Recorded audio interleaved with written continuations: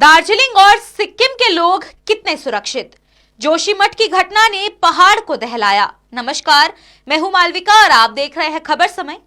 इन दिनों राष्ट्रीय अखबारों और न्यूज चैनलों की हेडलाइन बनी हुई है जोशीमठ की घटना। जोशीमठ विलुप्त होने के कगार पर पहुंच गया है। लोग अपना घर बार छोड़कर पलायन पर मजबूर है। सर जोशीमठ में घटित हुई है, लेकिन दार्जिलिंग, करसांग और कालिंपोंग और सिक्किम के लोगों के हाथ पांव फूल रहे हैं।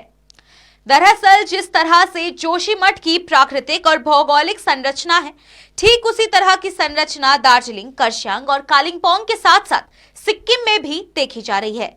जिन कारणों से जोशीमठ का वजूद अंधकार में है, कुछ ऐसी ही इन पहाड़ी इलाकों में स्थिति देखने को मिल रही है।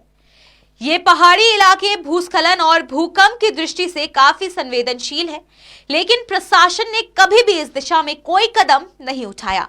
विशेषज्ञों का मानना है कि दार्जिलिंग, करसांग और कालिंपोंग की पहाड़ियां भूगर्भीय रूप से विकसित होने की प्रक्रिया में है।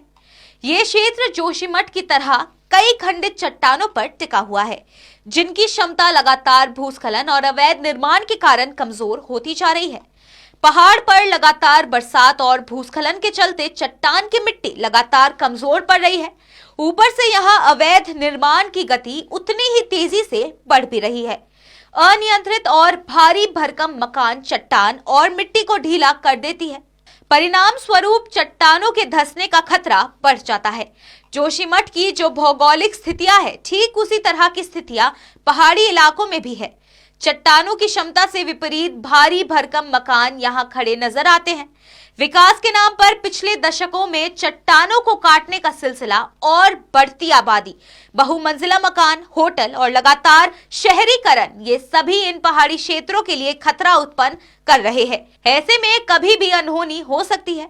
राज्य के लोक निर्माण अधिनियम के अनुसार दार्जिलिंग शहर में 11.5 मीटर की ऊंचाई के भीतर मकान बनाने का नियम है, परंतु इस नियम का कभी पालन नहीं किया गया, ऐसा लोगों का कहना है। दार्जिलिंग के इन पर्वतीय इलाकों में पिछले 3 दशकों में अवैध निर्माण खूब फला फूला है।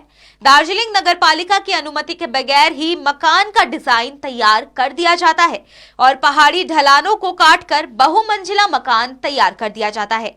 अगर आप दार्जिलिंग, कालिंपोंग, करसांग और सिक्किम जाए तो पता चलेगा कि यहाँ ड्रेनेज, पार्किंग और इमारतों की स्थिति अच्छी नहीं है। इनके निर्माण में किसी तरह का सिस्टम का ख्याल नहीं रखा गया है। यहाँ अधिकतर दुकान, मकान, बाजार, होटल, रेस्टोरेंट, ऑफिस आदि अवैध निर्माण के दायरे में आते हैं। विशेषज्ञ मानते हैं कि पहाड़ी ढलान के ऊपर ऐसे अवैध निर्माण भविष्य के लिए बेहद खतरनाक सिद्ध हो सकते हैं।